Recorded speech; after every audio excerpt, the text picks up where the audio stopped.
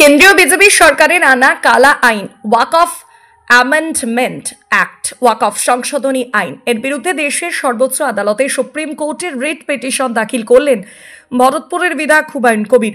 এই কালা আইন সংবিধানের 14, 15, 1, 19, 1C, 21 ও 300A ধারার বিরোধী। সাংবাদিক বৈঠক করে জানালেন হুমায়ুন কবির। বিজেপি সরকারের ওয়াকফ বিল, যেটা ওয়াকফ সম্পত্তির জন্য যে বিল সংশোধনী এনেছে তা নিয়ে যে আতঙ্কগ্রস্ত আছেন বা তার বিরুদ্ধে বিভিন্ন জায়গায় বিভিন্নভাবে মুসলিম সম্প্রদায়ের মানুষ আপনারা আন্দোলনে নেমেছেন।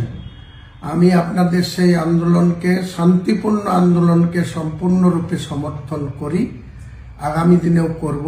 সেই সঙ্গে আমি মহামান্য সুপ্রিম কোর্টে একটা রিভিউ পিটিশন দাখিল করেছি গতকালকে, যেটার ডি নম্বর 19667/2025। এই যে রিটের মেন কপি আমার হাতে রয়েছে। আমি গতকালকেই সুপ্রিম কোর্টে মুসলিম সম্প্রদায়ের পক্ষে রায় আনার জন্য বা এই জনস্বার্থ বিরোধী বা মুসলিম সম্প্রদায়ের সম্পদের উপরে যে লোভ লালসা কেন্দ্র সরকার রাখার চেষ্টা করছে, সেটাকে রোখার জন্য সুপ্রিম কোর্টে মুসলিম সম্প্রদায়ের এই সম্পত্তি রক্ষার্থে আমি একটা রিভিউ পিটিশন দাখিল করেছি। গতকাল সেটা দাখিল হয়ে গিয়েছে, তার নাম্বারও আপনাদের এখানে দেওয়া আছে।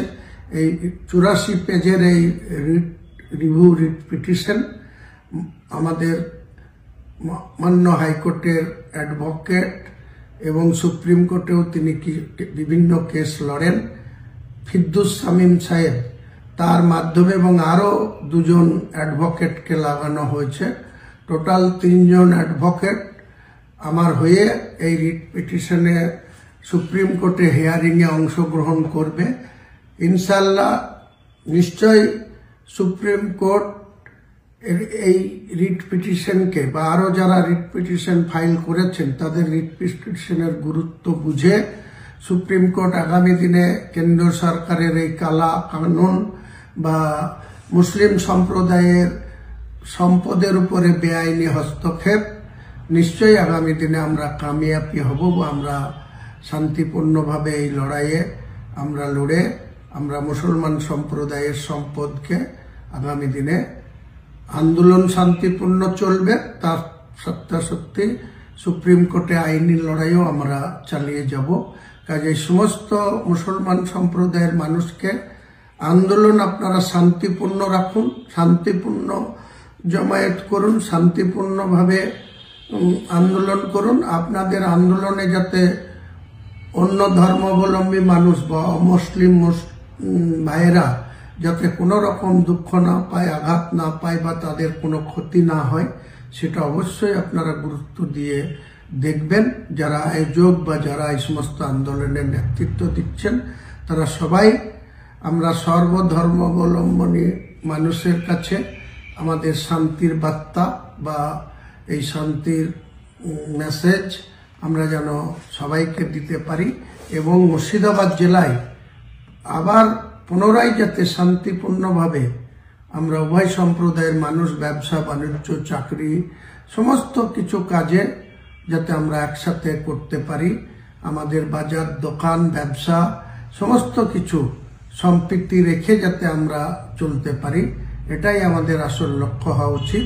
আমরা আইনত আমি মুসলমান সম্প্রদায়ের কাছে আপনাদের এই স্বার্থ রক্ষা করার জন্য আইনি লড়াই লড়ছি, তার সঙ্গে সঙ্গে শান্তিপূর্ণ আন্দোলন আমরা করব।